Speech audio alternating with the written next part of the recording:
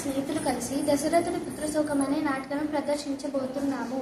అందులోని పాత్రలు, పాత్రధారులు: వ్యాఖ్యాత నేను, నమస్తే.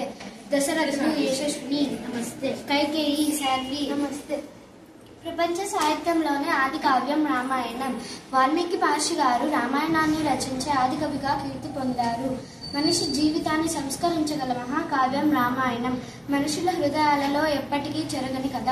అమ్మా నాన్నల అనురాగం, పుత్రుల అభిమానం, అన్నాతమ్ముల అనుబంధం, భార్యాభర్తల సంబంధం, గురుభక్తి, శిష్యానురక్తి, స్నేహఫలం, ధర్మబలం, వినయంతో ఒదగడం, వివేకంతో ఎదగడం, జీవకారుణ్య భావన, ప్రకృతి లాలన వంటి పాశాలెన్నిటినో పట్టి చూపిస్తుంది రామాయణం.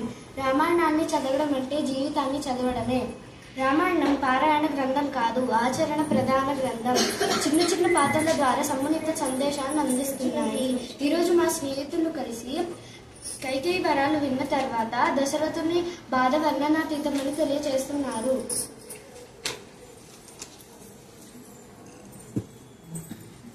ఏమిటిది? ఓహో, గోపగృహానికి దారి చూపించదివా? అందానికి అలకే అలంక. నగరమంతా దేదీప్యమానంతో తేజరిల్లుతుంటే అంధకారబంధరమైన ఈ కటిక నేలపై ఈ విధంగా కవలించడానికి కారణమేమిటి దేవి? ఏమిటి దేవి? సజీవుడైన భర్త సమక్షంలో సౌభాగ్యవతులు పువ్వులు పూసలు విసర్జించగునా? లేచి అలంకరించుకో. రామునికి మంగళ స్నానాలు జరిపిస్తున్నారు. నీ ఇంట నిన్ను పిలవడం ఏమి దేవి?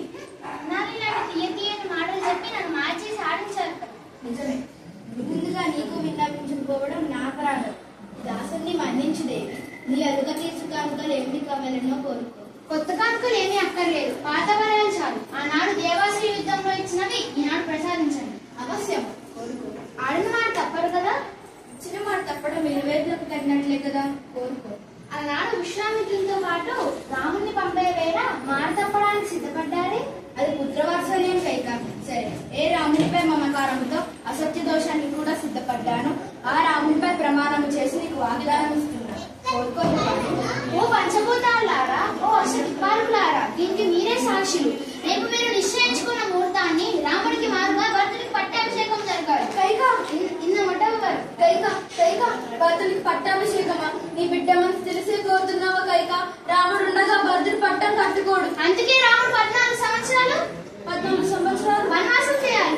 కైకా ఇన్నారుండవారా? కైకా కైకా నా రామునికి వనవాసమా? అన్నది నీవేనా, విన్నది నేనేనా? నా ప్రాణానికి ప్రాణం, నా జీవన రాజీవం, మన కంటి వెలుగు కట్టి రాముని అడవుల పాలు చేస్తావా కైకా? మునివృత్తి స్వీకరించిన వారే వనవాసం చేయాలి. అయితే అదే స్వీకరించమనండి. కన్న ప్రేమ కంటే పెంచిన ప్రేమే గాఢమైనదన్నావే. కన్న తల్లిని కాదని నీ చేతులతో గోరు ముద్దలు తినిపించిన రామయ్యకు కన్న మూలాంతిని మంటివా కైకా? కైకా కైకా నీ మనసు ఎందుకు ఇంత పాశమాలమైనది? నీవు ఎందుకు ఇంత కఠినంగా ఆలోచిస్తుంది? నేను నిన్ను అర్చిస్తున్నాను కైకా. భరతుడికి సంతోషంగా అభిషేకం చేస్తాను, కానీ నన్ను నా రామచంద్రుడిని దూరం చేయకు. అసంభవం. ఒక వారం 2 కత్తులు ఇవ్వడవు. కైకా కైకా రాముడు లేకపోతే నా ప్రాణాలు నిలిచినవా కైకా? మీరు అన్న మాట తప్పినా రాముడు ప్రాణాలు నిలిచేవా? అతనిపై ఆనబెట్టి ప్రమాణం చేశారు. మీ గారాలు పెట్టి ప్రాణాలతో ఉన్నారంటే అతను వనవాసం చేయక తప్పదు. తప్పదా? తప్పదా? కైకా కైకా ఒక్కసారి పసివాడి ముద్దుమొమ్మ గుర్తు తెచ్చుకోవా? నీవు నరరూప రాక్షసుడి. ఈ ఘోర వంచడాన్ని నేను నా నోట చెప్పలేను. నా రాముడి కాణాల్లోకి కదిలిపోతే నా ప్రాణాలు నన్ను విడిచిపోతాయి. రామా రామా రామా. చూసారా ఈ సన్నివేశం? చెప్పుడు మాటలు వినడం ద్వారా ఎదుటి వారికే కాక తమకు కూడా దుఃఖమే మిగులుతుందని వాల్మీకి మహర్షి గారు మనకు తెలియజేశారు. ఈ సందర్భంగా మేము ఒక సుమతి పద్యాన్ని చెప్పబోతున్నాము. వినదగునెవ్వరు చెప్పినా వినినంతనే వేగపడక వివరింపదగును. కనికల్లని జము తెలిసిన మనుజుడేపో నీతిపరుడు మహిళో సుమతి. ధన్యవాదాలు.